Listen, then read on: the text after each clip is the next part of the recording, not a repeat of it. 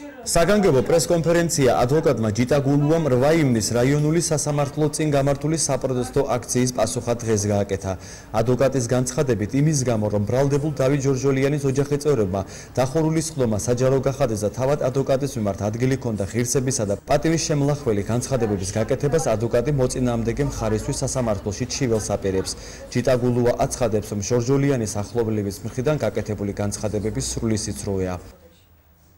იყო საშინელი რეაქცია მისგან, როგორც ფიზიკური და ყველა დეტალებს ახლა ვერ მოვყვებით, მიმდინარეობს სასამართლოს სხდომები და იქნები თავშეკავებული განსხვავებით მეორე მხრისგან, რომელმაც სააშკარაოზე გამოიტანა ისედაც დახურული სასამართლოს სხდომების დეტალები და ასევე ზოგიერთმა ტელევიზიებმა სამწუხაროდ რატომღაც გააკეთეს ასე, მაგრამ მე როგორც დაზარალებულის დაცვა მინდა განვაცხადო ყველას გასაგონად, რაც თქვენ მოისმინეთ, რაც ხალხ საზოგადოება მოისმინა, ეს იყო აბსურდული და ყოველგვარ ზღვარს გაცდენილი სიცრუე.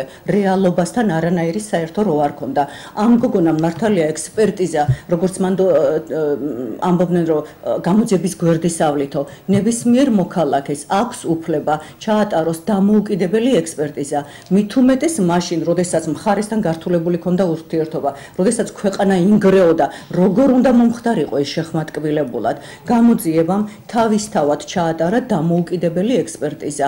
აბსოლუტურად დაადასტურა იგივე, რაც დამოუკიდებელ ექსპერტიზაშია მითითებული. იმდენად მაიძულებდა ეს პიროვნება უჯერეთი და ხელი ქონდა აფარებული ჩემს, რომ ხმარ არ მომეღო, თორემ საშინელებას დამართნიდა. კიდე უკეთეს უარეს დამართებდა, ამდენად მაშინებდაო და ვიჭამდიო ჩემი ხელი თითებს, რომ აი ხმარ ჯერ იმდენად დასიებული და ჩაშავებული რო იყო მაკიაჟის გაკეთება მაიძულა დილითო, რომ რაღაცნაირად ეს სიშავე ჩაეფარა, დაეფარა და არ გამოჩენილიყო ის რეალობა, რასაც ადგილი ქონდა. ეს რამდენიმე დღე გრძელდებოდა ეს წამების და ეს ჯოჯოხეთური ძალადობის და აი ესეთი ფაქტები გრძელდებოდა რამდენიმე დღე და როდესაც უკვე ეს პიროვნება როგორც იქნა დეტალებს ახლა მე გამოძიების სასამართლო გამოძიების ინტერესებიდან გამომდინარე ბუნებრივია ვერ გაგიმხელთ და როგორც კი დამთავრდა ეს პროცედურა იმ ოჯახში და ეს პროცესი და უკვე წამოვიყვანეს ეს გოგონა თავის სახლში, შესვლისთანავე დეიდასთან იყვნენ მისული და იქვე გული წაუვიდა და სასწრაფოს გამოძახება და პირდაპირ გადაიყვანეს საავადმყოფოში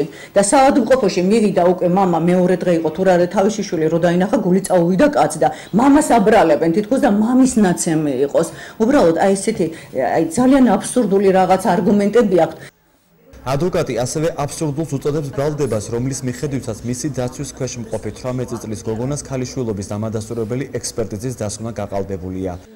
არის ნაწამები, ნატანჯი, არის უკანასკნელამდე შეურაც მყოფილი და თუმცა მართალი გითხრათ, აი ყოველთვის გრძნობ ხოლმე ვინ მატყუებს და ვინ არა. მე ჩემი კლიენტის საუბრის დროს ეჭვიც არ შემპარვია, რომ ეს იყო აბსოლუტურად გულწრფელი და მართალი. თანაც იცით რა არის?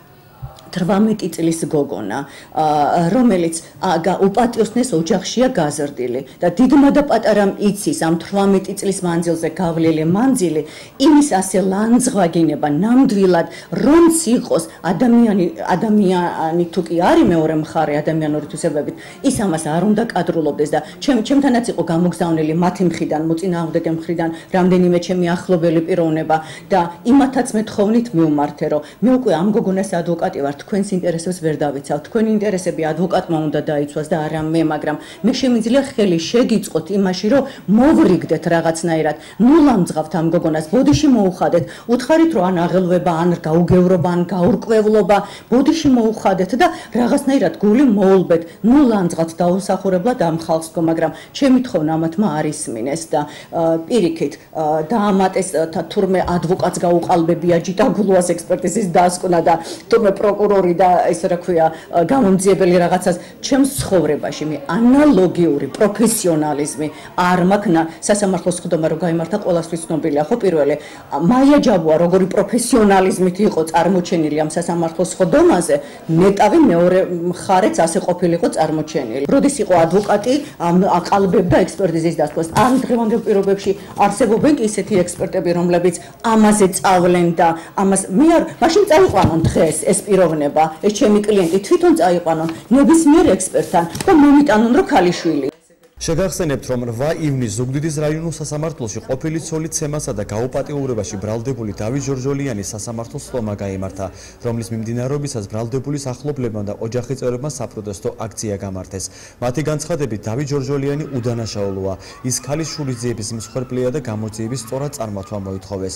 დაკავებულის მიმართ საქმე აღძრულია სისხლის სამართლის კოდექსის 121 და 138 მუხლებით, რაც ძალადობასა და სექსუალური ხასიათის ძალმომრეობით გაუკმართებული ფორმით მოქმედებას გულისხმობს. ბრალის დამტკიცების შემთხვევაში დაკავებულს 6-დან 8 წლამდე თავისუფლების აღკვეთა ემუქრება.